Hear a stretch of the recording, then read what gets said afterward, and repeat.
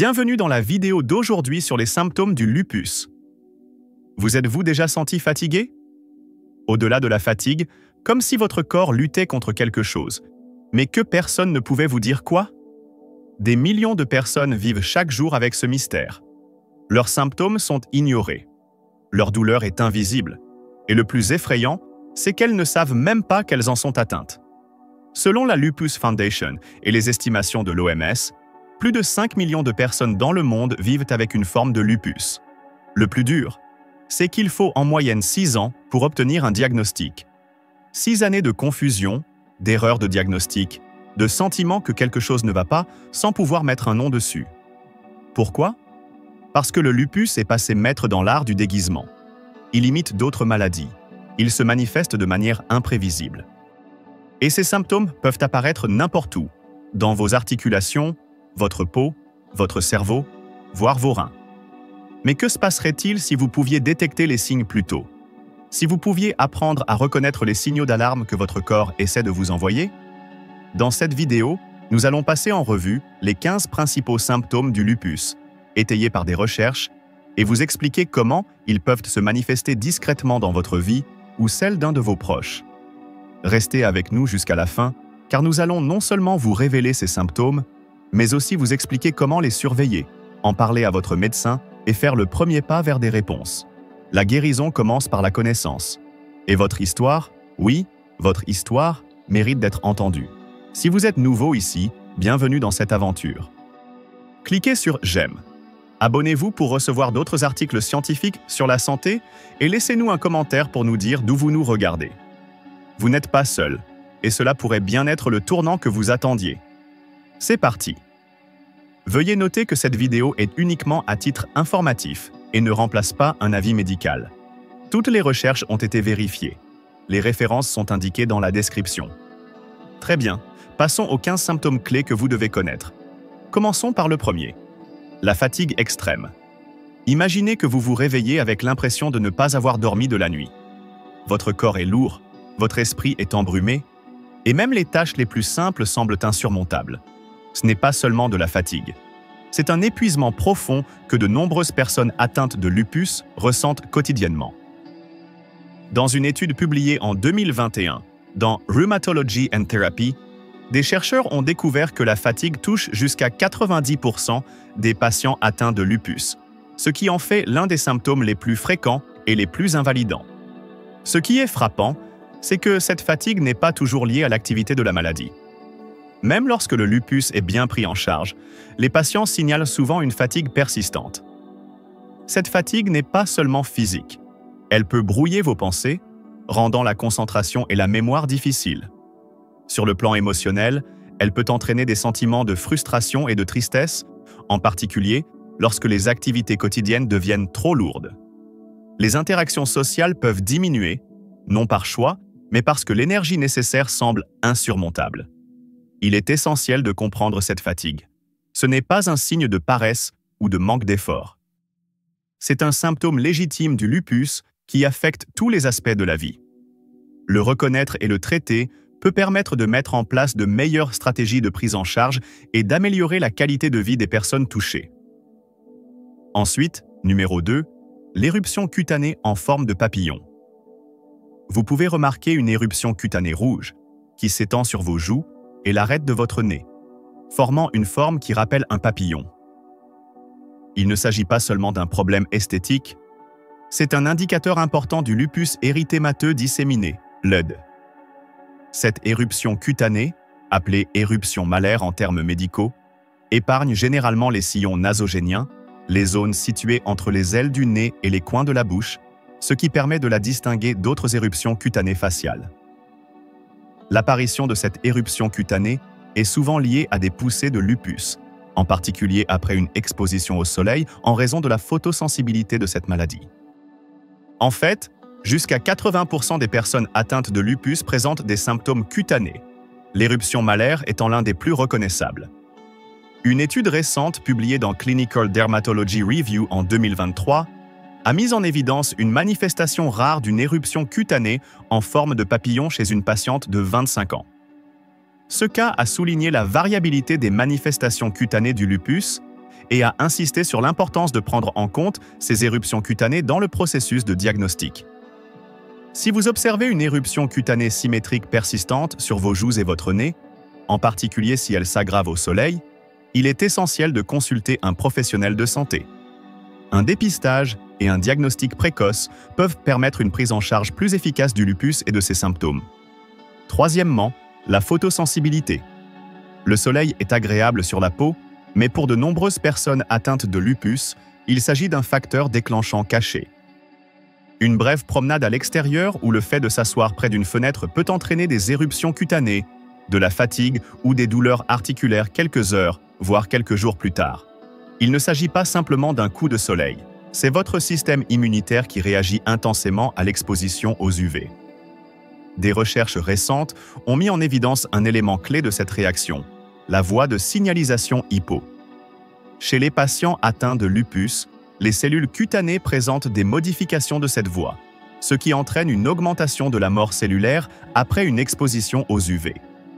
Plus précisément, une protéine appelée WBWC1 est produite en excès, activant des enzymes qui empêchent une autre protéine, YAP, d'entrer dans le noyau cellulaire. YAP aide normalement les cellules à survivre. Son absence rend donc les cellules cutanées plus susceptibles de mourir lorsqu'elles sont exposées au soleil. Ce processus contribue à la photosensibilité accrue observée dans le lupus. Ces résultats ont été détaillés dans une étude publiée en 2022 dans Frontiers in Medicine Insight. Il est essentiel de comprendre ce mécanisme. Il explique pourquoi l'exposition aux UV peut entraîner des poussées de lupus systémique et pas seulement des problèmes cutanés.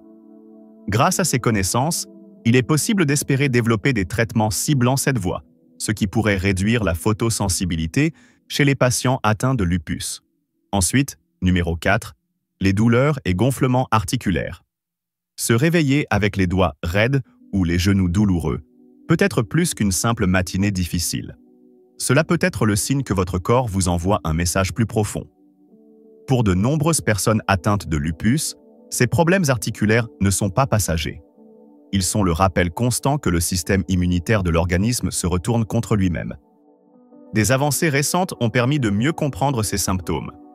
Une étude publiée en 2023 dans la revue Diagnostics a utilisé l'échographie musculo-squelettique pour révéler que même lorsque les articulations semblent normales à l'extérieur, il existe souvent une inflammation sous-jacente. Cette imagerie a permis de détecter une synovite et une ténosynovite chez des patients, mettant en évidence la progression silencieuse des lésions articulaires dans le lupus. Il est essentiel de comprendre ces signes. Une gêne articulaire persistante, en particulier lorsqu'elle est symétrique ou migratoire, ne doit pas être ignorée. Un dépistage et une intervention précoce peuvent faire une différence significative dans la prise en charge efficace du lupus. Ensuite, numéro 5, les fièvres inexpliquées.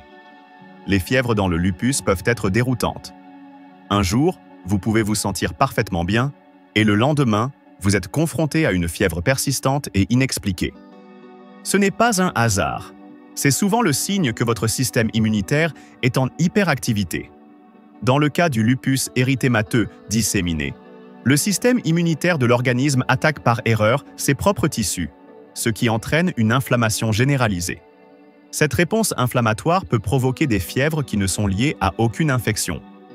En fait, des recherches indiquent qu'entre 36% et 86% des patients atteints de lupus présentent des fièvres dues à l'activité de la maladie plutôt qu'à des infections. Ces fièvres sont généralement légères, mais peuvent augmenter lors des poussées. Elles s'accompagnent souvent d'autres symptômes tels que la fatigue ou des douleurs articulaires. Ce qui est particulièrement difficile, c'est que ces fièvres peuvent être le premier signe visible du lupus avant même qu'un diagnostic officiel ne soit posé.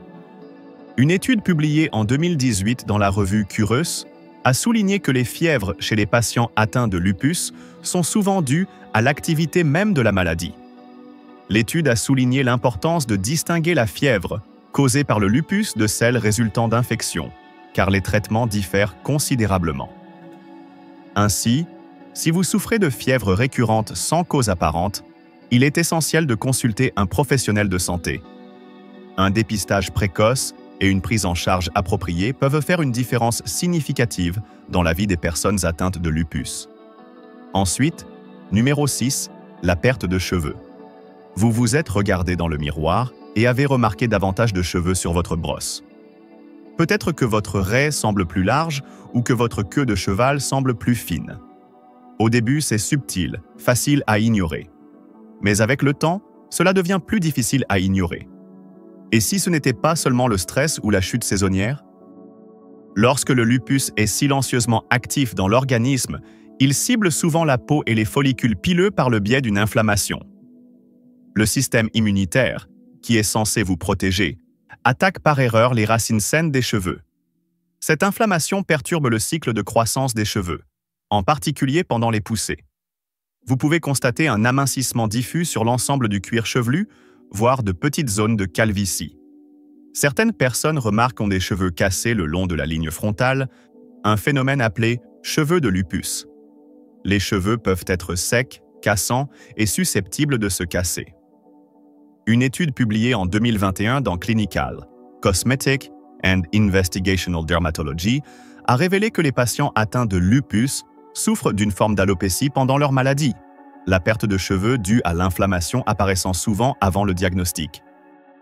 Les chercheurs soulignent l'importance d'un examen précoce de la peau et du cuir chevelu comme indice clinique d'une activité systémique. Si vous remarquez une perte de cheveux inhabituelle, surtout lorsqu'elle s'accompagne d'éruptions cutanées ou de fatigue, il convient d'y prêter attention. Votre corps pourrait vous envoyer un message important.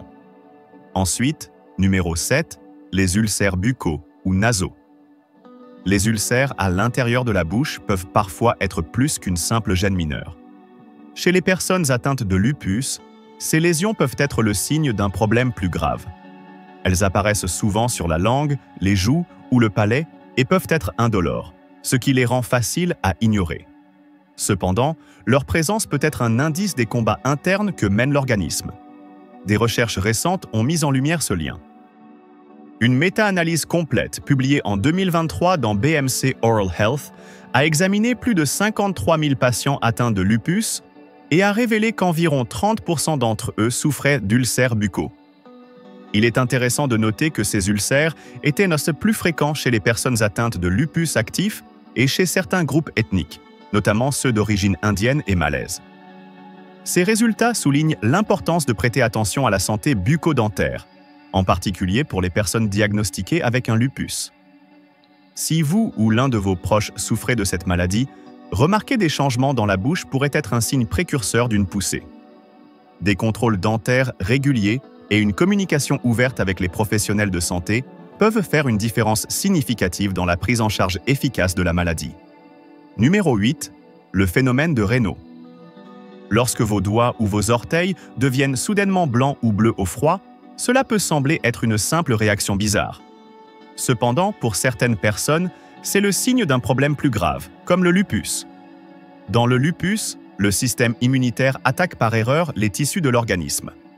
Cela peut entraîner une inflammation des vaisseaux sanguins qui se contractent alors plus que d'habitude. En conséquence, certaines zones comme les doigts et les orteils sont moins irriguées, en particulier en cas de froid ou de stress. Une étude publiée en 2023 dans l'International Journal of Molecular Sciences a révélé que les patients atteints de lupus présentant ces symptômes avaient 2 fois plus de risques de développer une hypertension artérielle pulmonaire, HAP, que ceux qui n'en présentaient pas. L'HAP est une affection grave qui se caractérise par un rétrécissement des artères pulmonaires, entraînant une hypertension artérielle dans ces vaisseaux. Si vous remarquez que vos doigts changent de couleur ou deviennent engourdis par le froid, il est essentiel d'y prêter attention. Ces signes pourraient être les premiers indicateurs d'un lupus ou de complications associées. Consultez un professionnel de santé afin de déterminer la cause et de bénéficier de soins appropriés. Ensuite, numéro 9, douleur thoracique ou essoufflement. Une douleur soudaine et aiguë dans la poitrine qui s'aggrave à chaque respiration peut être alarmante. Pour les personnes atteintes de lupus, cette gêne peut être plus qu'un simple problème passager. Elle peut indiquer une inflammation de la membrane qui entoure les poumons, une affection appelée pleurésie. Cette inflammation provoque un frottement des couches pleurales, ce qui entraîne une douleur qui s'intensifie lors des inspirations profondes ou de la toux. Des études ont montré que les douleurs thoraciques pleurales surviennent chez environ 50% des patients atteints de lupus avec atteinte pulmonaire. L'essoufflement ou la dyspnée est un autre symptôme qui peut accompagner les problèmes pulmonaires liés au lupus. Il peut résulter de diverses complications telles que l'épanchement pleural, où du liquide s'accumule autour des poumons, ou d'affections plus graves comme la pneumopathie lupique. Dans une étude réalisée en 2023, environ 18% des patients atteints de lupus ont déclaré souffrir d'essoufflement, ce qui souligne sa prévalence. Il est essentiel de reconnaître ces symptômes à un stade précoce. Une douleur thoracique persistante ou un essoufflement inexpliqué doivent inciter à consulter un professionnel de santé. Un dépistage et une prise en charge précoce peuvent prévenir des complications potentielles et améliorer la qualité de vie. Ensuite, numéro 10, les troubles cognitifs. Avez-vous déjà eu l'impression que votre esprit était embrumé? Avez-vous du mal à trouver vos mots, à vous souvenir de vos rendez-vous ou à rester concentré au milieu d'une conversation? Pour de nombreuses personnes atteintes de lupus, il ne s'agit pas simplement d'oubli occasionnel. C'est une expérience persistante et frustrante. Des recherches récentes ont mis en lumière ce phénomène. Une étude publiée en 2023 dans BMC Neurosciences a révélé que les patients atteints de lupus présentant une activité plus importante de la maladie et un stress oxydatif accru obtenaient de moins bons résultats dans des domaines tels que la mémoire, la fluidité verbale et les fonctions exécutives. Plus précisément, des taux élevés de myéloperoxydase, une enzyme liée au stress oxydatif, ont été associés à ces troubles cognitifs.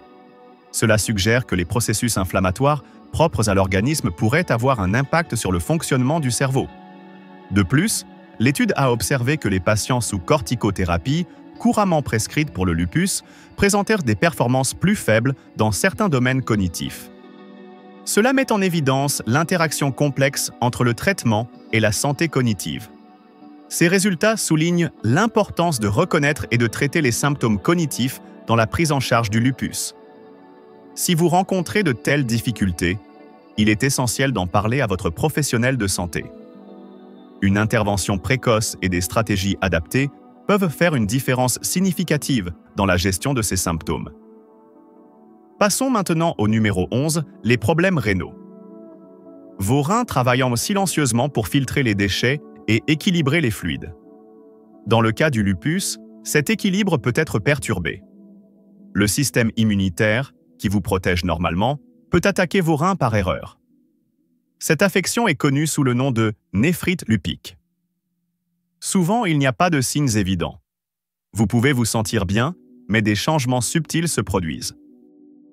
Votre urine peut sembler mousseuse ou vous pouvez remarquer un gonflement au niveau des chevilles. Il peut s'agir de signes précurseurs d'une atteinte rénale. Une étude récente publiée en 2023 dans la revue Nephrology Dialysis Transplantation a souligné que l'inflammation du cortex rénal est un facteur prédictif important de la progression de la maladie. Les patients présentant une inflammation importante avaient un risque 2,45 fois plus élevé de développer une maladie rénale chronique. Un dépistage précoce est essentiel. Des examens réguliers, notamment des analyses d'urine et une surveillance de la tension artérielle, peuvent aider à identifier les problèmes avant qu'ils ne s'aggravent. Si vous êtes atteint de lupus, il est essentiel de rester vigilant quant à la santé de vos reins. Numéro 12. Les ganglions lymphatiques enflés. Vous remarquez peut-être une petite bosse indolore dans votre cou ou sous votre aisselle et pensez que ce n'est rien. Mais chez certaines personnes, ce signe discret peut être un indicateur précoce du lupus systémique ou LED, une maladie auto-immune dans laquelle le système immunitaire attaque ses propres tissus. Dans le LED, l'hyperactivité du système immunitaire entraîne une inflammation dans différentes parties du corps, y compris les ganglions lymphatiques. Ces ganglions, qui font partie intégrante du système immunitaire, peuvent grossir, une affection appelée lymphadénopathie. Ce gonflement est dû à l'accumulation de cellules immunitaires qui réagissent aux tissus de l'organisme, les prenant pour des envahisseurs étrangers. Une étude récente publiée dans Lupus Science and Medicine en 2025 a examiné les caractéristiques de la lymphadénopathie chez les patients atteints de LED. Les chercheurs ont découvert que près de la moitié des patients atteints de LED et de lymphadénopathie présentaient une infiltration de cellules de Langerhans dans leurs ganglions lymphatiques. Ces cellules immunitaires spécialisées sont généralement impliquées dans l'immunité cutanée, mais elles ont été trouvées dans les ganglions lymphatiques, ce qui suggère une réponse immunitaire unique dans le LED. L'étude a également noté que les patients présentant cette infiltration présentèrent des fréquences plus élevées de fièvre, d'anémie et de taux élevés de certains auto-anticorps, indiquant un état pathologique plus actif. Il est important de reconnaître que si la lymphadénopathie peut être un symptôme bénin et spontanément résolutif, dans le contexte du LED, elle peut être le signe d'une maladie active et nécessiter un examen médical plus approfondi. Si vous présentez un gonflement inexpliqué des ganglions lymphatiques, en particulier s'il s'accompagne d'autres symptômes tels que fatigue ou douleurs articulaires, il est conseillé de consulter un professionnel de santé pour un examen approfondi. Ensuite, numéro 13, les lésions cutanées. Au-delà de l'érythème en aile de papillon, le lupus ne se manifeste pas toujours par cette éruption cutanée classique. Il se manifeste parfois par d'autres changements cutanés faciles à manquer si l'on n'y prête pas attention. Vous pouvez remarquer des plaques rouges squameuses sur vos bras ou votre poitrine qui ressemblent à du psoriasis.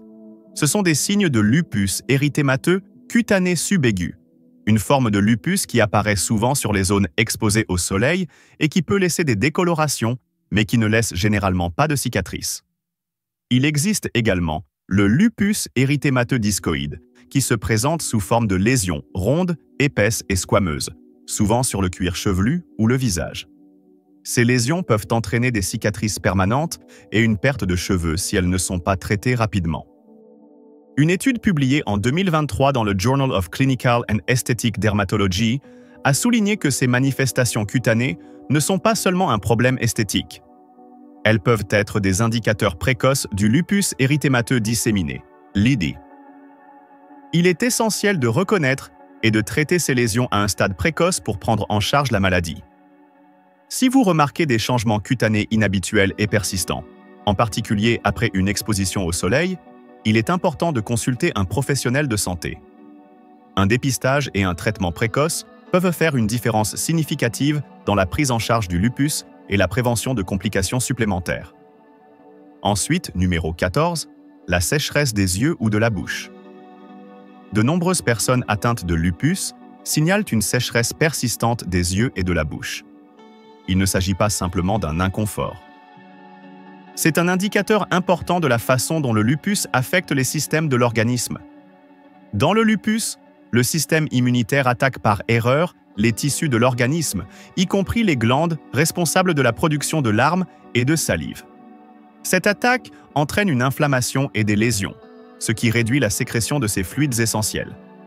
Une méta-analyse complète publiée dans BMJ Open en 2021 a révélé que la sécheresse oculaire est l'une des manifestations oculaires les plus courantes chez les patients atteints de lupus érythémateux disséminé. L'étude a souligné qu'une proportion importante de ces patients répondait également aux critères du syndrome de Sjögren secondaire, qui aggrave encore les symptômes de sécheresse. Cette sécheresse peut entraîner diverses complications au niveau des yeux. Elle peut provoquer une irritation, une sensation de sable dans les yeux, voire des troubles de la vision. Dans la bouche, elle peut entraîner des difficultés à avaler ou à parler, ou encore un risque accru de problèmes dentaires en raison de l'absence des effets protecteurs de la salive. Il est essentiel de reconnaître ces symptômes. Non seulement ils ont un impact sur la vie quotidienne, mais ils sont également des indicateurs de l'activité auto-immune sous-jacente du lupus. Si vous souffrez d'une sécheresse persistante, des yeux ou de la bouche, il est essentiel de consulter un professionnel de santé afin d'en déterminer les causes sous-jacentes et de trouver un traitement approprié. Ensuite, numéro 15, les fausses couches à répétition ou la coagulation sanguine. Lorsque vous êtes atteinte de lupus, en particulier si vous êtes une femme en âge de procréer, les enjeux pendant la grossesse peuvent sembler insurmontables. L'une des complications les plus graves est la présence d'anticorps antiphospholipides, qui peuvent entraîner la formation de caillots sanguins et des fausses couches. Ces anticorps, tels que l'anticoagulant lupique, l'anticardiolipine et l'anti-V de glycoprotéine I, sont connus pour interférer avec le fonctionnement normal du placenta. Ils peuvent provoquer la formation de microthrombus, de minuscules caillots sanguins dans les vaisseaux placentaires, perturbant ainsi l'apport en nutriments et en oxygène au fœtus. Cette perturbation peut entraîner des fausses couches à répétition, en particulier au cours des 2e et 3e trimestres. Une étude récente publiée dans BMC Pregnancy and Childbirth en 2025 a souligné que le syndrome des antiphospholipides, APS, est l'un des principaux facteurs contribuant aux fausses couches à répétition, à la prééclampsie et au retard de croissance fœtale. L'étude a insisté sur la nécessité d'évaluer systématiquement les stratégies de traitement afin d'améliorer les résultats maternels et fœtaux dans les cas d'APS obstétricale. Pour les femmes diagnostiquées avec un SAP, des traitements tels que l'aspirine à faible dose et l'héparine se sont avérés efficaces pour réduire le risque de fausse couche. Ces médicaments aident à prévenir la formation de caillots sanguins, améliorant ainsi les issues de grossesse. Il est essentiel de travailler en étroite collaboration avec un professionnel de santé afin d'élaborer un plan de traitement adapté aux besoins individuels. Il est essentiel de comprendre le rôle des anticorps antiphospholipides dans les complications de la grossesse liées au lupus. Avec un diagnostic et une prise en charge appropriée, de nombreuses femmes atteintes de lupus et du SAPL peuvent mener leur grossesse à terme. C'est tout pour la vidéo d'aujourd'hui. Si l'un de ces symptômes vous semble familier, ne l'ignorez pas. Votre corps vous envoie des signaux. Il suffit de les écouter. Le lupus est une maladie réelle. Elle est mal comprise. Mais grâce à la sensibilisation, elle peut être prise en charge. Nous espérons que cette vidéo vous a apporté des éclaircissements, du réconfort et le courage d'approfondir vos recherches, car votre santé est importante et vous méritez des réponses. Si cette vidéo vous a aidé de quelque manière que ce soit, écrivez « utile » dans les commentaires ci-dessous. Cela nous permet de savoir que nous sommes sur la bonne voie et nous motive à créer d'autres contenus qui changent la vie, comme celui-ci.